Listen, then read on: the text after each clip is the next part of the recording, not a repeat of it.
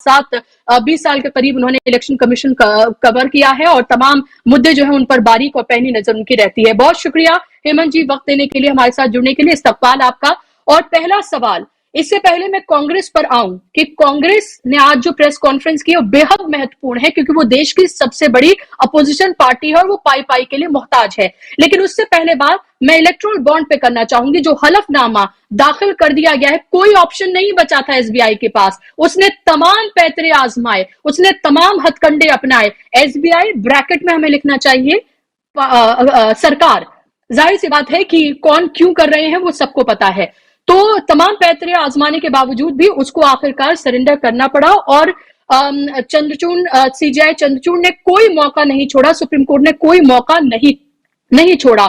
इस हलफनामे के बाद अब आप क्या देखते हैं, क्या क्या इंफॉर्मेशन है जो सरफेस होंगी, और उसके बाद आगे आप इसको कैसे बढ़ते हुए मामले को देख रहे हैं?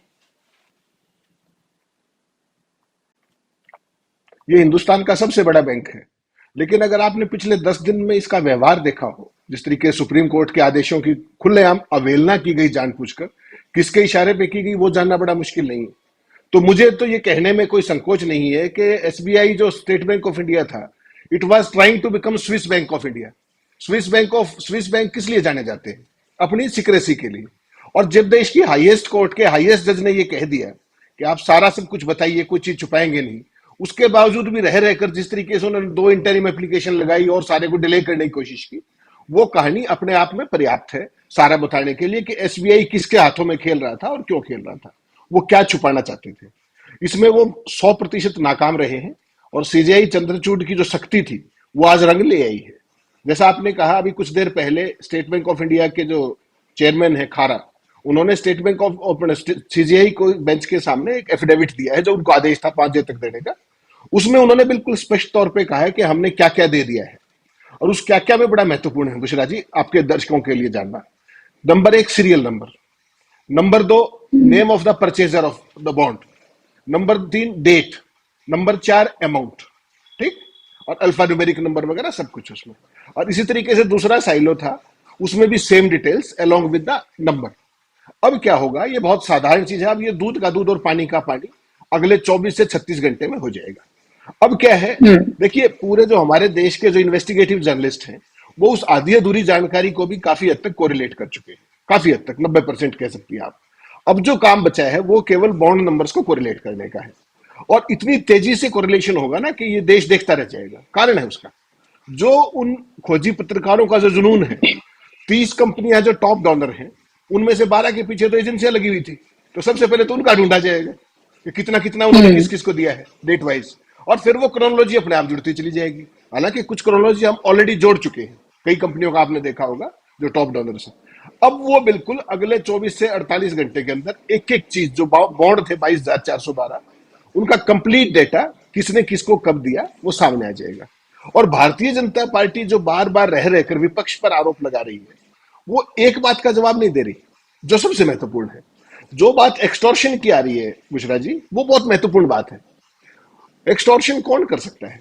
एक्सटॉर्शन वो कर सकता है जिसके पास एजेंसियां हो। एजेंसियां सेंटर में किसके पास है? भारत सरकार में मोदी के पास है, बीजेपी के पास है, अमित शाह के पास है। तो उसके अलावा, उनके अलावा क्या कोई एक्सटॉर्शन करने की सोच भी सकता है मौजूदा सिस्टम में? जवाब है ना। इसीलिए भारतीय जनता पार्टी लगातार तिमिलाई हुई है। और दूसरा देखिए इसका, जिस दिन से इलेक्ट्रल बॉन्ड आए हैं, आप अपनी बात छोड़ दीजिए या सोशल मीडिया के कुछ साथियों की बात छोड़ दीजिए, प्लेटफॉर्म की, किसी मुख्य धारा के चैनल पे आपने ये बहस देखी है क्या? किसने चंदा दिया, क्यों दिया, क्या क्विड प्रो है, क्या एक्सटॉर्शन है? किसी ने नहीं किया। तो एक तरीके से आप कह सकते हैं कि मोदी सरकार 95% तक इस पूरे स्कैम को, ये डोनेशन स्कीम नहीं थी, मैं फिर दोहरा रहा हूं आपके सामने, ये इलेक्ट्रल डोनेशन स्कीम नहीं थी, इलेक्ट्रल बॉन्ड डोनेशन नहीं था, ये इलेक्ट्रल बॉन्ड स्कैम है, और जो ये आज देश के सामने आ चुका है। मुझे एक बात बताइए आप कि इस देश में 8252 करोड़ रुपए अकेले भारतीय जनता पार्टी के पास आए, अकेले Bharatiya Janata party, out of 16,492। It is रफली 50% ऑफ द टोटल। और उसके बाद दूसरों पर आरोप लगा रही है बीजेपी। ये कमाल की बात है। जब एजेंसियां आपके पास है, जब सरकार आपके पास है, कोई दूसरा एक्सटॉर्शन की सोच भी सकता है। और क्विड प्रो को बिल्कुल सामने आ रहा है कि किसने किसको कितना दिया, और ये एग्जैक्ट फिगर्स, अब चंद घंटों की बात है ये सारी बात दूध का दूध पानी का पानी हो जाएगा। और भारतीय, अगर ये देश का मीडिया केवल इस एक मसले को, आप सारी बात भूल जाइए 10 सालों की, केवल एक इस मसले को ठीक पर्सपेक्टिव में देश की जनता को दिखा दे, तो 2024 का चुनाव तो आज ही तय हो जाएगा। लेकिन क्या वो दिखाएगा? जवाब है स्पष्ट ना, बिल्कुल नहीं दिखाएगा। और वो इसके अलावा सारी चीजें दिखाएगा जिससे गुमराह किया जा सके। यही जो मुख्य धारा का मीडिया है, यही उसका एजेंडा है, यही उसको मैंडेट दिया गया है, और यही वो लगातार विपक्ष की सुपारी लेकर के लगातार करता आ रहा है। ये बहुत दुर्भाग्यपूर्ण बात है बुशरा जी। जी हेमंत जी, और इसी से जुड़ा एक और सवाल मेरा, आप देख रहे होंगे लगातार अलग अलग चैनल्स पे कॉन्क्लेव्स कराई जा रही हैं जहां पर बाकायदा तौर पर स्टेज प्रोवाइड किया जा रहा है। सवाल तो वहां क्या पूछे जाते हैं वो तो सिर्फ मजाक होते हैं, सिर्फ स्टेज प्रोवाइड किया जा रहा है, सवाल फॉर्मेलिटी के लिए होते हैं, कोई काउंटर क्वेश्चन नहीं होता है। वहां प्रधानमंत्री भी जा रहे हैं, प्रधानमंत्री जाकर वहां अपनी बात करते हैं, एक चुनावी मंच उनको प्रोवाइड किया जा रहा है, वहां जाके वो अपनी बातें करते हैं, बातें करके आ जाते हैं, हंसी ठहाके होते हैं, तमाम पत्रकार वहां पर उस चैनल के बैठे हुए वहां पर उनके साथ फोटोग्राफी करवाते हैं, कोई एक सवाल नहीं पूछता और वो लौट कर आ जाते हैं, और वहां पर वो अपनी गालियों के हिसाब से लेकर तमाम हिसाब वहां पर बता रहे होते हैं। अमित शाह से भी जब सवाल पूछा गया इसको लेकर तो वो कह रहे हैं कि ब्लैक मनी को कल्टेल करने के लिए दरअसल हमने ये इलेक्ट्रोल बॉन्ड की पॉलिसी लेकर आए थे। बहुत ही मरे मन से वो कहते हैं सुप्रीम कोर्ट के अब जो फैसला है उसको वो हमें मानना होगा, हम मानते ही हैं उसको, लेकिन साथ साथ वो विपक्ष पर सवाल उठा रहे हैं। क्या जिस पार्टी को सब लगभग 56% तमाम इलेक्ट्रोल बॉन्ड के पैसे का हिस्सा मिला हो, वो क्या वाकई में वो विपक्ष पर सवाल उठा सकती है, जहां एक पार्टी पाई पाई के लिए मोहताज है, फिलहाल उसके तमाम अकाउंट जो है वो फ्रीज कर दिए गए हैं, वो इलेक्शन नहीं लड़ पा रही है, वो कह रही है कि प्लेन में जाने का तो टिकट छोड़ दीजिए, हमारे पास ट्रेन में जाने का टिकट नहीं है, हम अपना एड्स नहीं दे पा रहे हैं, जहां बीजेपी के हर रोज आपको पूरे पूरे बड़े बड़े पेजेस पर आपको एड्स नजर आते हैं, जहां पर टीवी चैनल्स पर, वेबसाइट पर, सब जगह छाई रहती है बीजेपी, वहां कांग्रेस को ये सब नहीं किया जा रहा है, तो कोई लेवल प्लेइंग फील्ड ही नहीं है। ऐसे में ये 2024 का इलेक्शन हो रहा है। कि जो कांग्रेस युक्त भाजपा है ना, उसने कांग्रेस मुक्त भारत और विपक्ष मुक्त भारत बनाने का ये नया तरीका इजाद किया है, जिसके तहत स्वतंत्र भारत के इतिहास में पहली बार किसी मुख्य विपक्षी दल के अकाउंट सील किए गए हैं, वो भी एक ऐसे ऐसे नकारा मुद्दे पर जिसका कोई अस्तित्व नहीं है। क्या आपने, मैं फिर दोहरा रहा हूं, उस दिन भी हमारी बात हुई थी, क्या आपने आज तक हिंदुस्तान में किसी राजनीतिक दल को इनकम टैक्स भरते हुए देखा है? कोई ये बात नड्डा साहब से पूछता क्यों नहीं? क्या मोदी साहब ये बात जवाब दे सकते हैं कि बीजेपी ने आज तक कितना इनकम टैक्स भरा है? एक कोई बता दे, कोई दल बता दे।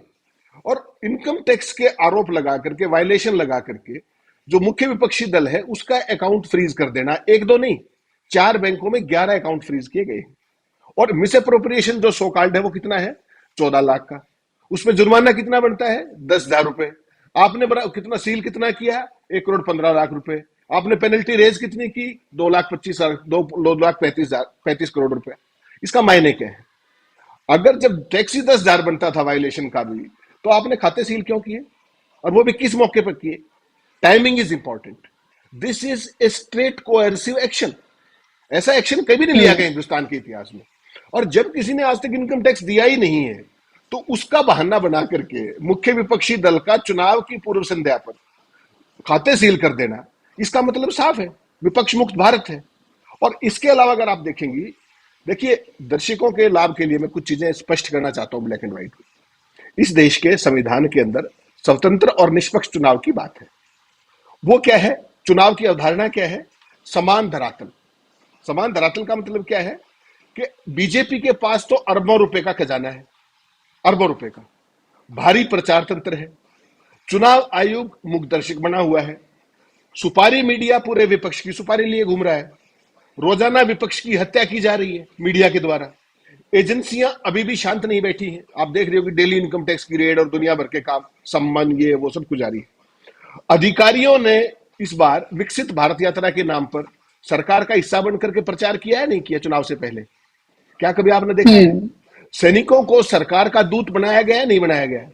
चिट्ठी निकाली गई बाकायदा कि जो भी सैनिक छुट्टी पे जाएगा वो सरकार की योजनाओं का प्रचार करेगा। ये क्या है बुशरा जी? ये लेवल प्लेइंग फील्ड है।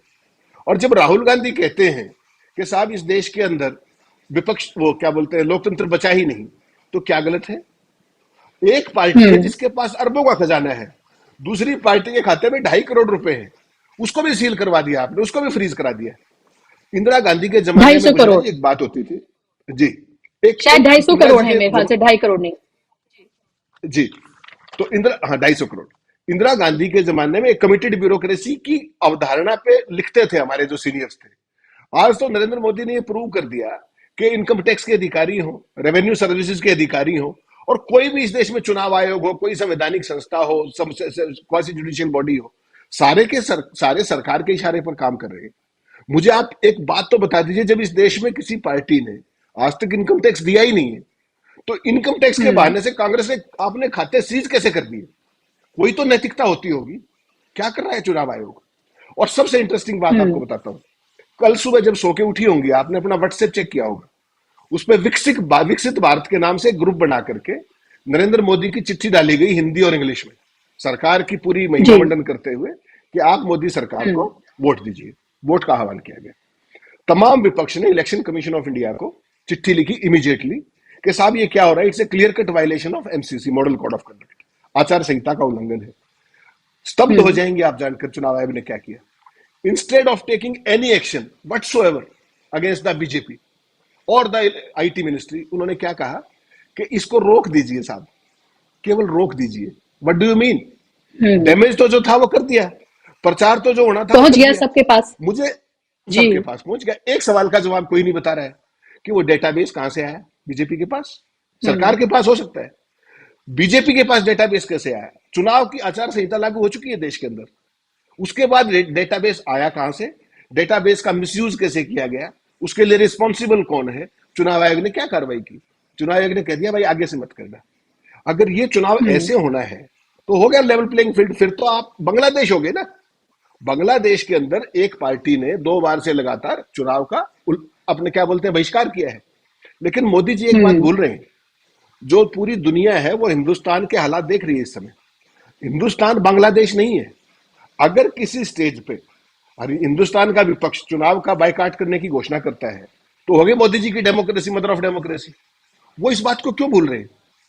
और अगर जब पानी सिर से ऊपर चला जाएगा तो विपक्ष क्या करेगा? मुझे बताइए, उनके पास विकल्प क्या रहेगा? आप जी। दिल्ली के दिल्ली अरविंद केजरीवाल को समन भेज देते हैं, किसी का अकाउंट सीज करा देते हैं, किसी के पीछे इनकम टैक्स छोड़ रखा है, और बीजेपी छुट्टे सांड की तरह घूम रही है। तो ये कौन सा लेवल प्लेइंग हम्म फील्ड है? इसी के बेसिस के ऊपर अगर आपने चुनाव जीत भी लिया तो पूरी दुनिया में आपकी क्या भद पिटेगी, आपने कल्पना की है कभी? देश में हम्म जो इतने इंस्टीट्यूशंस थे हमारे, we are mother of democracy due to certain reasons.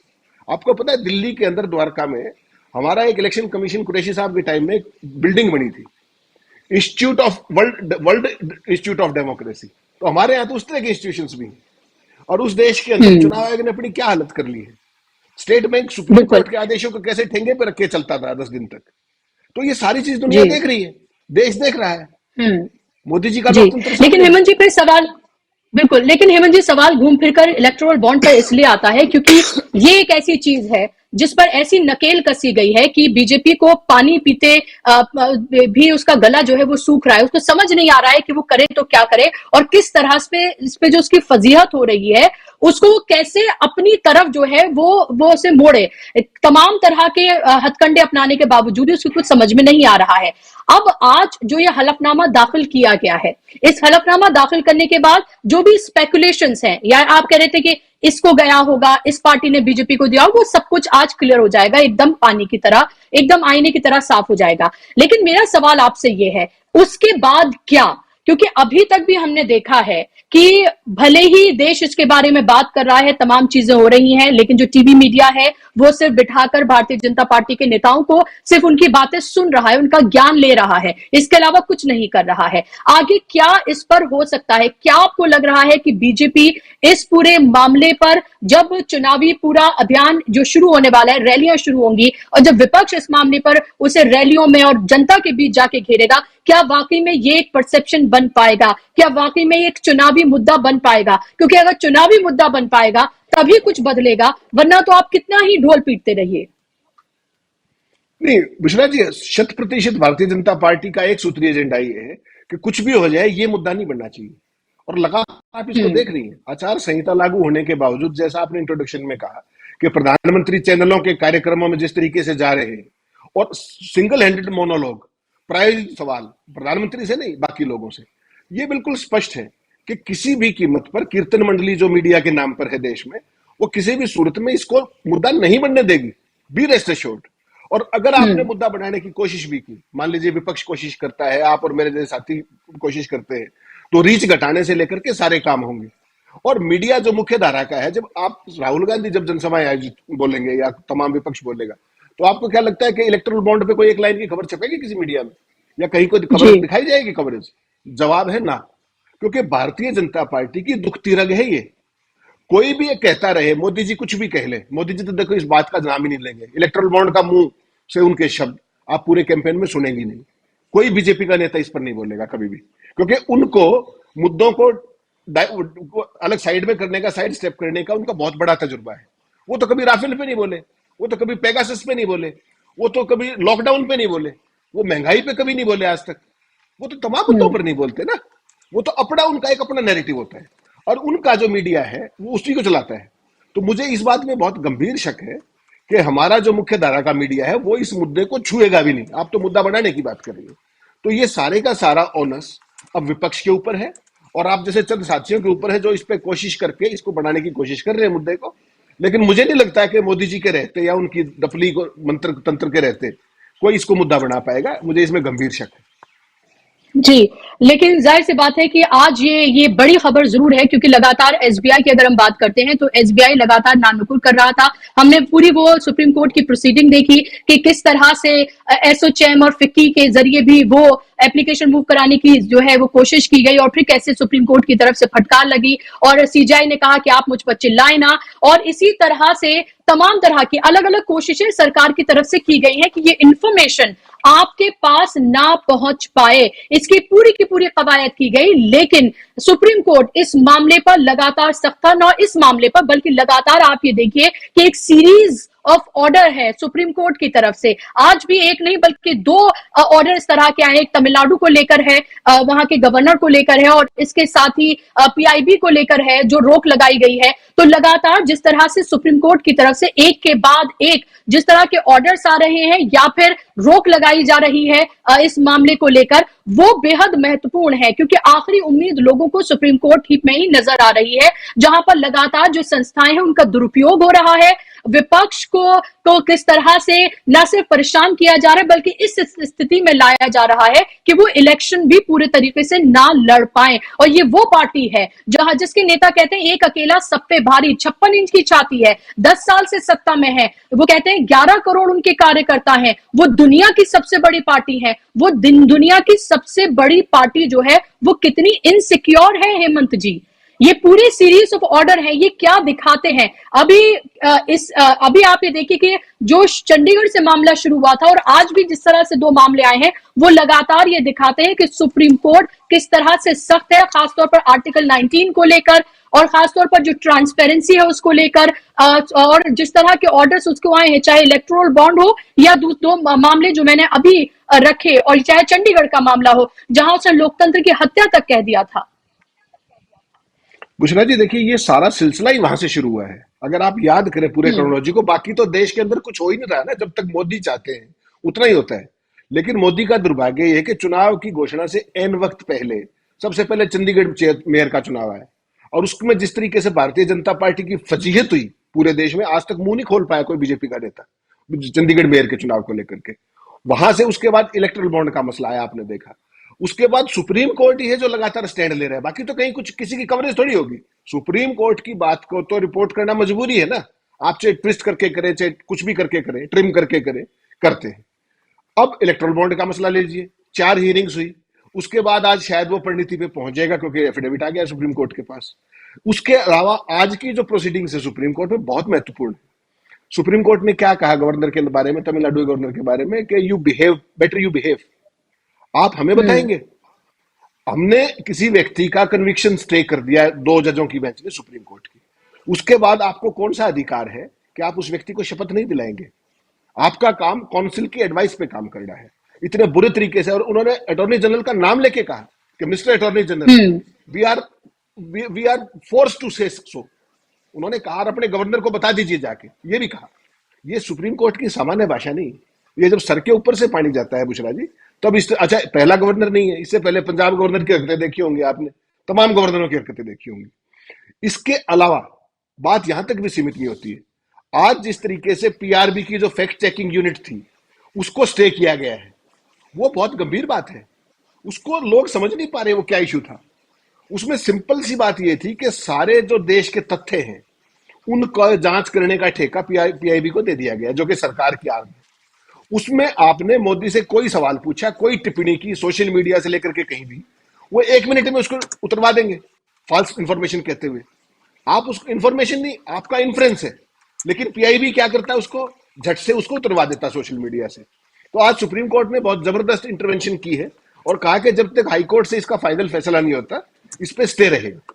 तो कहीं ना कहीं सुप्रीम कोर्ट ही अब तक इस पूरे चुनाव के सीजन में, महीने भर से आप कह सकती हैं, लगातार एक एक आईना दिखाने का काम भारतीय जनता पार्टी को कर रहा है। और इसी से मोदी जी बौखलाए हुए हैं। जो आप कह रही है ना कि असुरक्षा भाव, असुरक्षा भाव किस चीज का है कि जो जो देश में हालात है पिछले 1 महीने से, जिस तरीके से एक के बाद एक खुलासे हो रहे हैं, सरकार की ईमानदारी के ढोल फटे पड़े हैं सड़कों के ऊपर, उसके बाद सरकार को खतरा क्या है कि जो सरकार सर्वोच्च न्यायालय के आदेश के बाद एसबीआई को आर्म ट्विस्टिंग करके उस सूचना को बाहर आने से रुकवाने के लिए क्या क्या प्रपंच रचे, ये सबने देख लिया।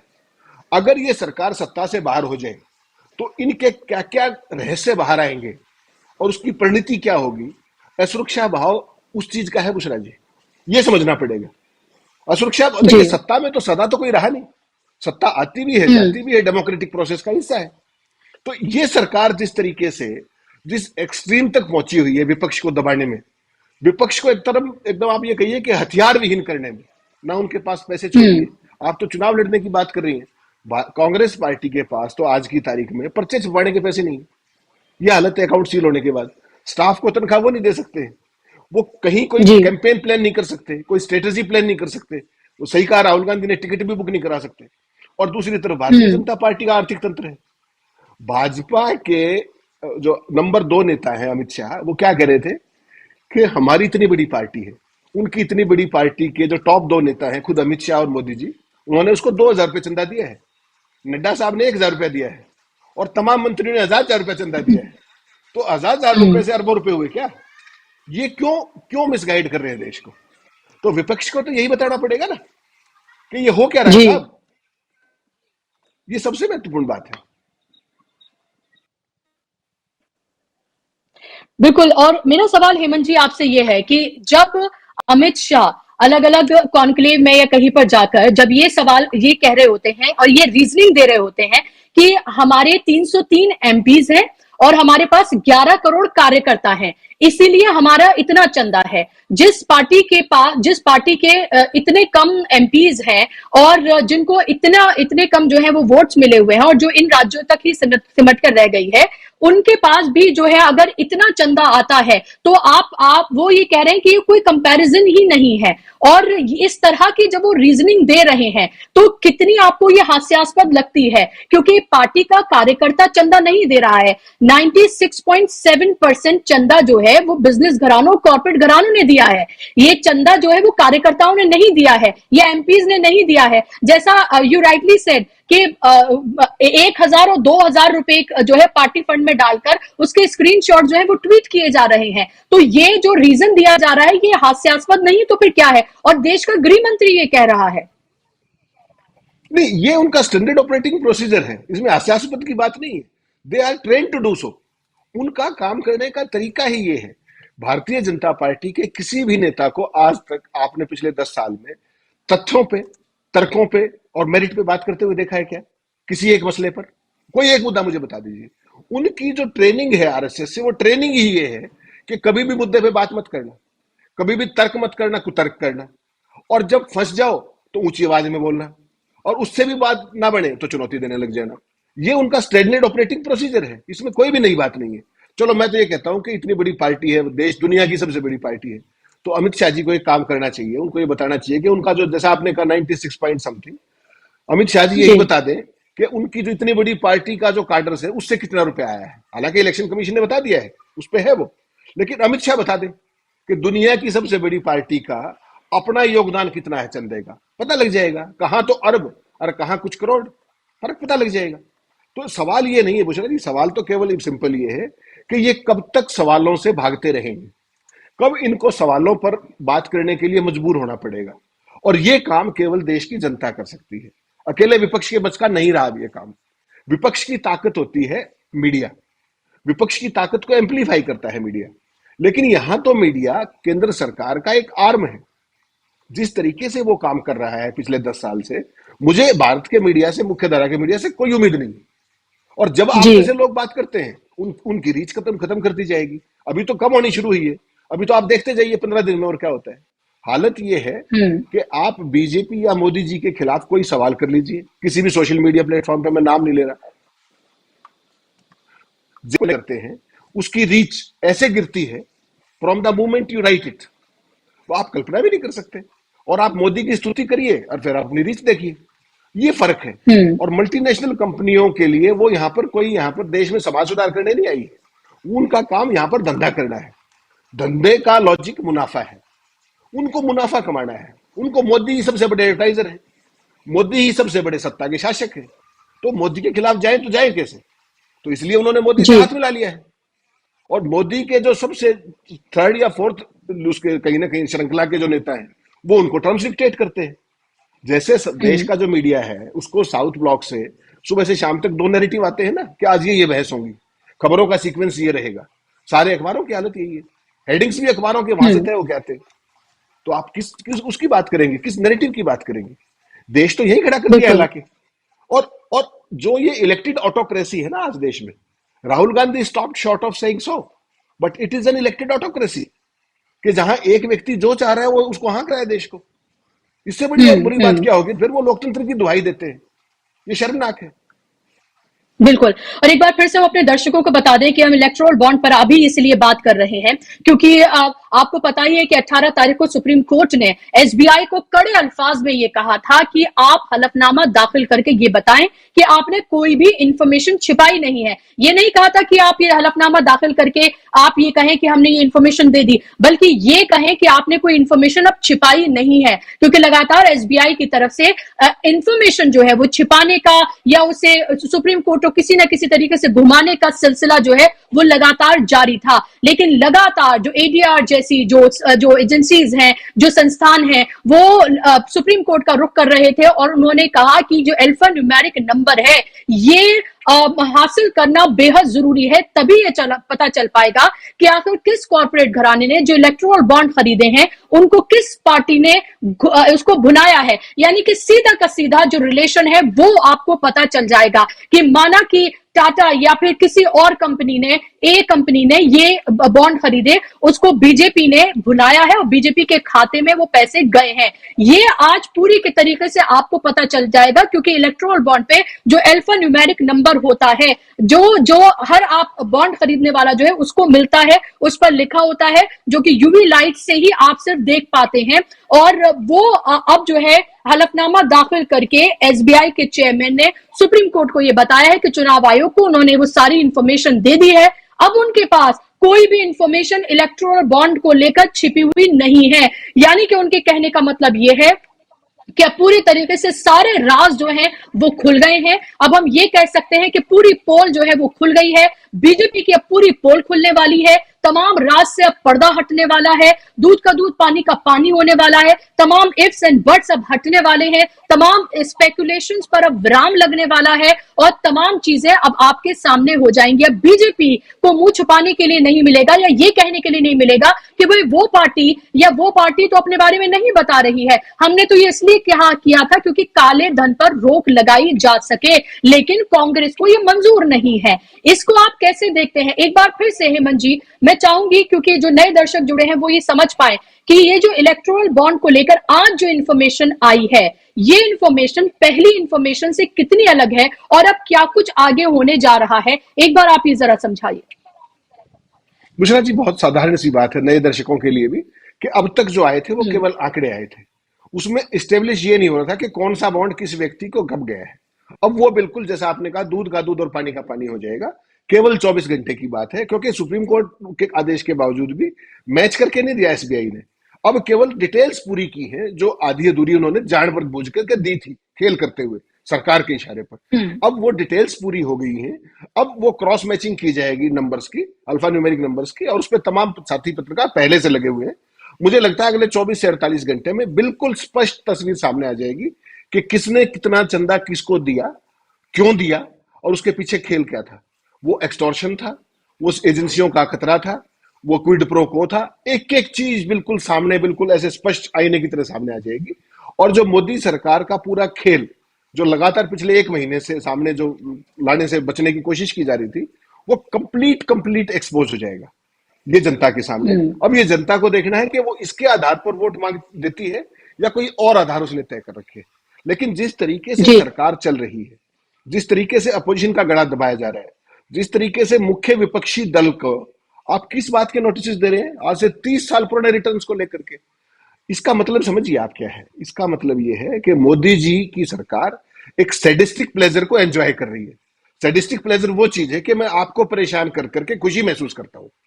तो मोदी सरकार लगातार कांग्रेस के साथ वही काम करती जा रही है कि उनका आज इस उस पे देखिए, एक पार्टी है भारतीय जनता पार्टी जिसके पास अरबों अरब रुपए, सारी एजेंसियां, सारा मीडिया, सारे हथियार, सारे साधन, सरकारी वायुसेना के हेलीकॉप्टर, जहाज, सब कुछ।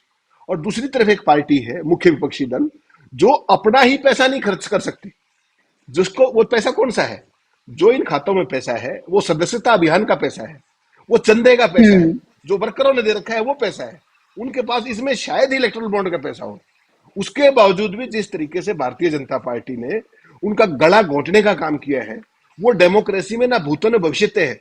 हिंदुस्तान के इतिहास में 1947 से लेकर के आज तक एक उदाहरण भारतीय जनता पार्टी बता दे कि किसी राजनीतिक दल का किसी भी उसमें कालखंड के अंदर इनकम टैक्स के नाम पर अकाउंट ऐसे सीज किया गया हो।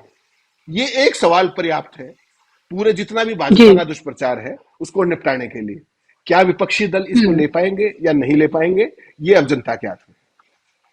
बिल्कुल। और इसके अलावा हेमंत जी, आप ये देखिए कि एक तरफ आप ये कहते हैं कि कांग्रेस मुक्त आप भारत करने जा रहे हैं, आप ये कहते हैं कि कांग्रेस की अब कोई वैल्यू जो है वो नहीं रह गई है, वो बिल्कुल पूरी तरीके से ऐसी हो गई है, अदृश्य हो चुकी है, लोग अब उसको पसंद नहीं करते, उसको वोट नहीं करना चाहते, इस तरह की तमाम बातें, तमाम जो है अनर्गल बातें आप कहते हैं। दूसरी तरफ आप ये देखिए कि उसी पार्टी को जब वो एक प्रेस कॉन्फ्रेंस कर देती है तो आनंद फानन में बीजेपी आके प्रेस कॉन्फ्रेंस करती है।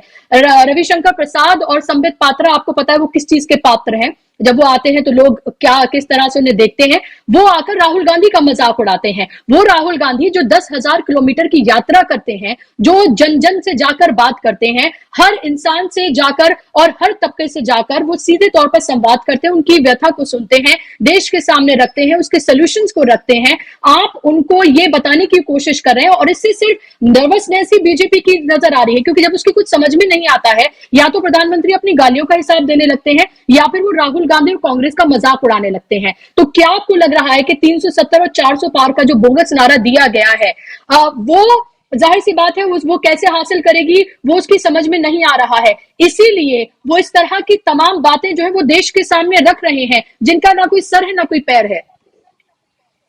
बुशरा जी, देखिए जो रविशंकर प्रसाद क्या कहते हैं, या आपने क्या नाम है जिनका आपने नाम लिया संबित पात्रा, मैं इन दो को तो बिल्कुल ही आप छोड़ दीजिए, मैं तो पूरी भारतीय जनता पार्टी की बात कर रहा हूं कि क्या किसी भारतीय जनता पार्टी के नेता को आज तक आपने, इतना लंबा पत्रकारिता का अनुभव आप भी है, कभी मेरिट पे बात करते हुए देखा है किसी मुद्दे पर?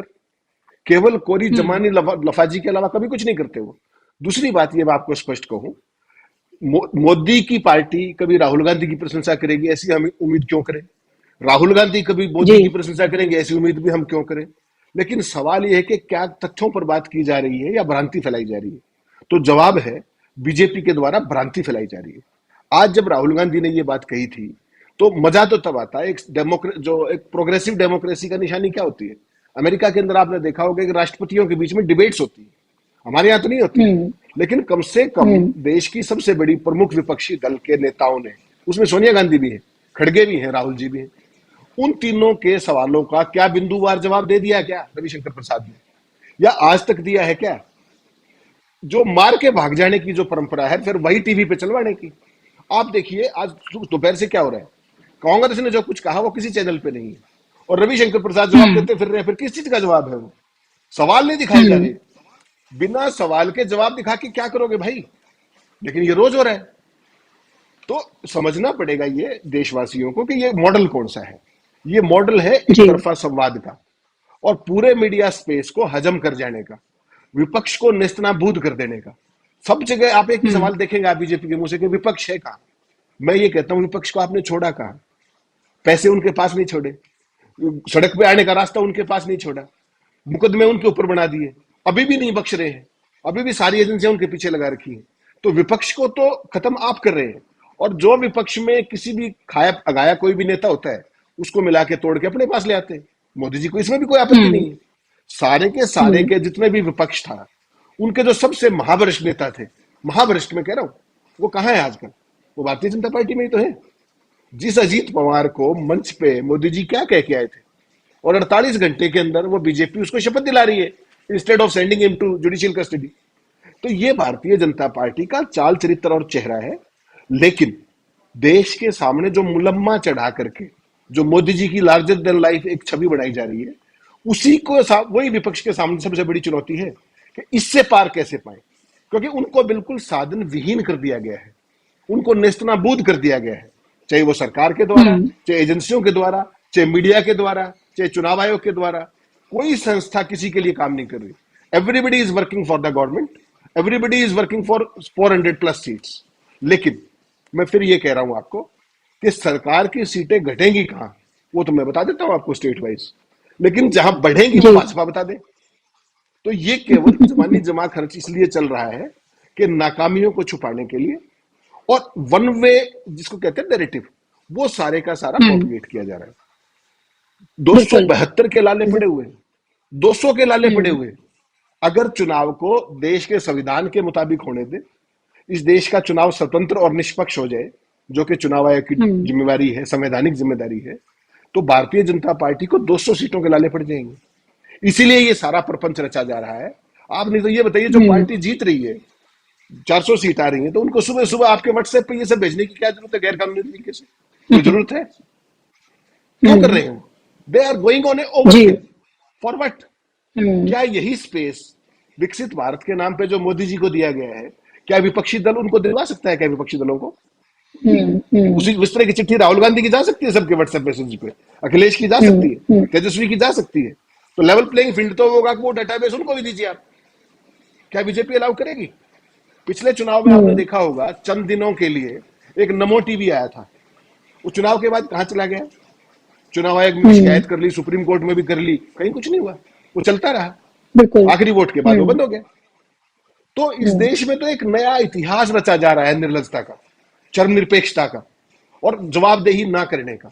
तो विपक्ष के तो देखिए, माफ कीजिएगा बुशरा जी, विपक्ष जो इसमें लोकतंत्र है, लोकतंत्र में तो 3 ही चीज होती है: सवाल जो खत्म कर दिए गए हैं, जवाबदेही जो ये सरकार सुनने को तैयार नहीं, और पारदर्शिता जिसका ये सबसे बड़ी विरोधी सरकार है।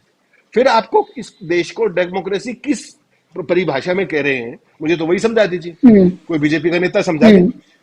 जो डेमोक्रेसी के बेसिक 3 कंट्यूर हैं, उन तीनों को तो आप नष्ट कर चुके हैं। फिर आप राजनीति का लोकतंत्र को अपनी स्लीव्स में पहने घूम रहे हैं। तो पूरी दुनिया बिल्कुल, और फैसला हो जाए। और अभिव्यक्ति की जो आजादी है उसको किस तरह से रोका जाए, उसके पूरे प्लान जो है वो बनाए जा रहे हैं। शुक्र है सुप्रीम कोर्ट का कि उन्होंने अभी इस पर रोक लगा दी है, लेकिन आप जो बात कर रहे हैं वो आगे ये बात पहुंच पाएगी नहीं पहुंच पाएगी, इसमें बहुत बड़ा क्वेश्चन मार्क है। कल को अगर उसको बहाल कर दिया जाता है और फिर उसके बाद शिकायत कोई कर दे, या फिर पीआईबी ये देख ले कि हाँ ये तथ्य ठीक नहीं है, और वो जाकर अगर शिकायत कर दे, तो वो ये वीडियोस जो है वो टेक डाउन करने पड़ेंगे। ये बात हेमंत जी की या बुशरा की या डीबी लाइव की नहीं है, ये बात आपकी है, ये आपके अधिकार की है कि आप तक सही इंफॉर्मेशन पहुंचने तक ना पहुंच पाए, इसके लिए पूरी के पूरे प्लानिंग जो है वो की जा रही है। आप तक तथ्य ना पहुंच पाए, आप तक सही जानकारी ना पहुंच पाए, आप तक सरकार की जो आलोचना है या जो उसकी पॉलिसीज है वो सही है या गलत है, ये हम आप तक ना पहुंचा पाए, विपक्ष की आवाज को आप तक ना पहुंचाए, इस सब को कैसे रोका जाए,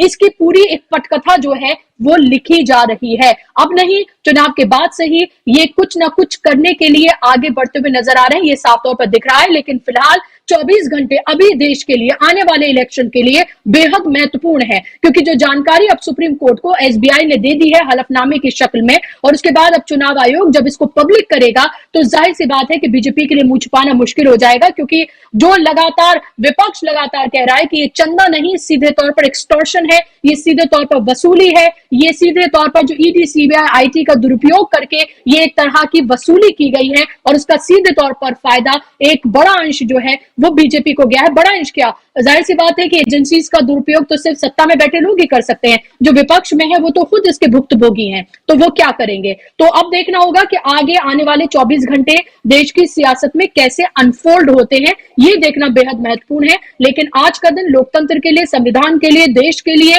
आने वाले इलेक्शन के लिए बेहद महत्वपूर्ण। बहुत शुक्रिया हेमंत जी, आपने वक्त दिया, आपने तमाम महत्वपूर्ण जानकारियां जो हैं वो दर्शकों तक पहुंचाई।